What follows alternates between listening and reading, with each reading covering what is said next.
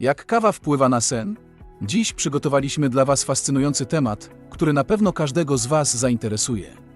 Rozbierzemy na czynniki pierwsze to, co kochamy, czyli kawę.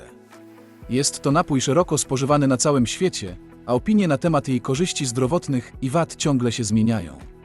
Niedawno opublikowane małe badanie ujawnia zarówno pozytywne, jak i negatywne aspekty spożycia kawy.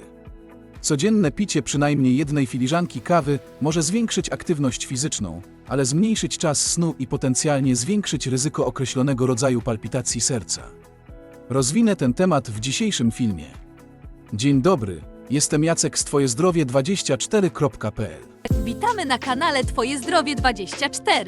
Znajdziesz tu wiele przydatnych informacji na temat zdrowego trybu życia. Zapraszamy również do naszego sklepu, którym możecie Państwo wzbogacić się w zdrową żywność oraz inne prozdrowotne produkty. Zacznijmy od tego, jak działa na nas kofeina.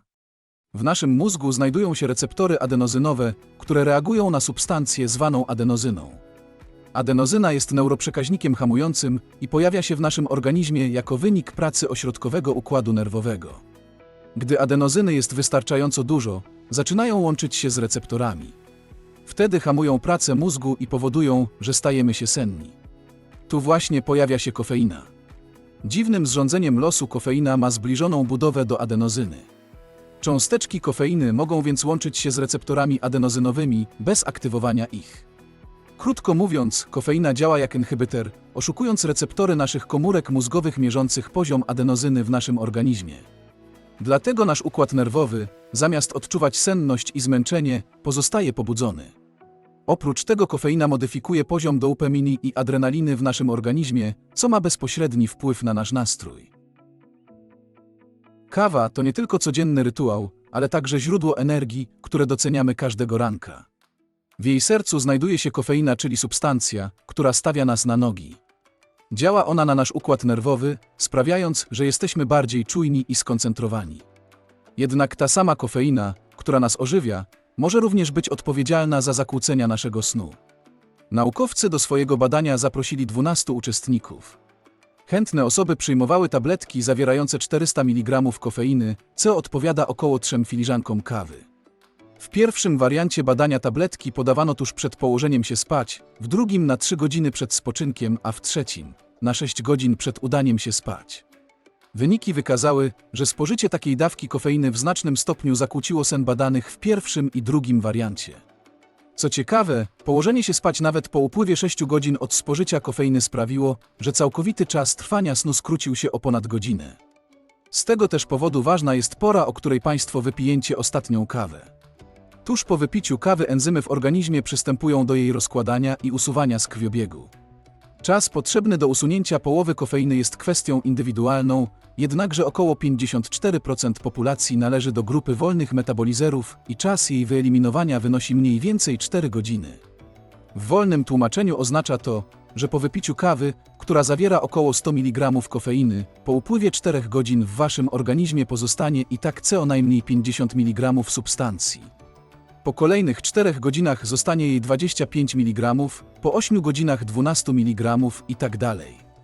Długi okres półtrwania kofeiny może być problematyczny, jeśli wypijacie napoje z kofeiną zbyt późno w ciągu dnia. Dlatego wieczorne spożycie kawy warto ograniczać, aby wspierać zdrowy rytm snu i zapewnić odpowiednią regenerację organizmu.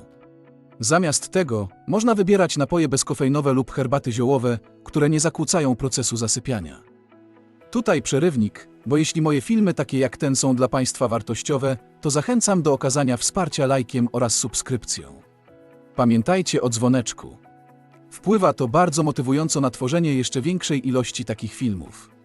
Zapraszam też na nasz Instagram po jeszcze więcej wiedzy. Czy to prawda, że osoby z chorobami układu krążenia lub obawiające się ryzyka ich wystąpienia muszą uważać z piciem kawy? Nic bardziej mylnego. Badania pokazują, że umiarkowane spożywanie kawy może ograniczać ryzyko wystąpienia niewydolności serca czy ostrego zawału. Do tego prawdopodobieństwo innych powikłań sercowo-naczyniowych, czyli miażdżycy czy udaru mózgu, u osób pijących od 3 do 5 filiżanek kawy dziennie jest najniższe. Nadciśnienie tętnicze nie jest przeciwwskazaniem do picia kawy. Zawarta w kawie kofeina nie pobudza obszaru mózgu odpowiedzialnego za uzależnienia. Po kawę sięgamy chętnie i regularnie z powodu jej działania pobudzającego, poprawiającego naszą koncentrację i poziom skupienia uwagi. Kochamy kawę, bo silnie działa na nasze zmysły, głównie węchu i smaku, i wywołuje w nas emocje. Jednak sama kawa nie uzależnia. Bezpieczna ilość kawy, którą wypić możemy w ciągu dnia, to do 5 filiżanek. Pamiętajmy przy tym, że kofeina występuje nie tylko w kawie, ale również w herbacie i kakao oraz napojach energetyzujących, a więc trzeba mieć świadomość sumarycznej ilości spożywanych produktów, będących źródłem kofeiny. Badania wykazały, że kawa spożywana regularnie może wpływać na poziom magnezu w organizmie. Kofeina ma właściwości diuretyczne, co oznacza, że może zwiększać częstość oddawania moczu. To może prowadzić do większych strat wody i elektrolitów, w tym magnezu, przez organizm.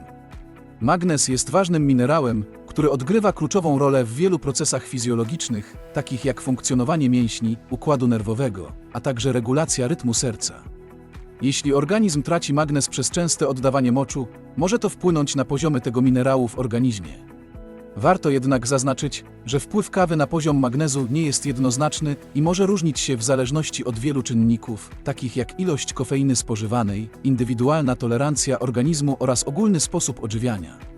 Warto dbać o zrównoważoną dietę bogatą w różnorodne źródła magnezu, takie jak orzechy, nasiona, warzywa liściaste, pełnoziarniste produkty zbożowe i owoce, aby zapewnić odpowiednią podaż tego minerału, niezależnie od spożycia kofeiny. Korzystając z chwili przerwy, miałbym małą prośbę. Jeśli ktoś z Państwa chciałby przyczynić się do tego, aby nasza społeczność na tym kanale się rozwijała, to wystarczy, że klikną Państwo przycisk subskrybuj, który znajduje się pod filmem, a potem dzwoneczek, który pojawi się obok. Z góry dziękuję i wracam do tematu. Warto znaleźć odpowiedni balans między korzyściami płynącymi z kawy, a jej potencjalnymi negatywnymi skutkami dla snu i zdrowia. Podam kilka praktycznych wskazówek. Unikaj kawy wieczorem, staraj się ograniczać spożycie kofeiny po godzinach popołudniowych, aby nie utrudniać sobie zasypiania. Jeśli obawiasz się, że kawa może wpływać na Twój sen, wypróbuj herbaty ziołowe lub napoje bezkofeinowe. Zwracaj uwagę na ilość kawy, którą pijesz w ciągu dnia. Być może mniejsza dawka kofeiny pomoże zachować równowagę. Obserwuj, jak organizm reaguje na kofeinę. Jeśli zauważasz trudności ze snem, warto zrobić przerwę od kawy i zobaczyć, czy to wpłynie na poprawę jakości snu. Co więcej, osoby borykające się z chroniczną bezsennością powinny ograniczyć się do 1 kawy dziennie i wypijać ją jak najwcześniej, najlepiej jeszcze przed południem. Kawa to zdecydowanie napój, który dostarcza nam energii i przyjemności. Jej wpływ na sen i zdrowie jest jednak aspektem, który nie może być lekceważony. Pamiętajmy, że reakcje organizmu na kofeinę są indywidualne, więc warto słuchać swojego ciała i dostosowywać spożycie kawy do swoich potrzeb. Bądźmy świadomi i mądrze korzystajmy z tego aromatycznego napoju, który może dać nam zastrzyk energii w ciągu dnia, jednocześnie nie zakłócając naszej spokojnej nocy. Dziękuję za poświęcony czas i zachęcamy do zostawienia komentarza oraz subskrypcji naszego kanału. Zachęcam też do obejrzenia filmu na temat owsianki. Do zobaczenia w kolejnym odcinku.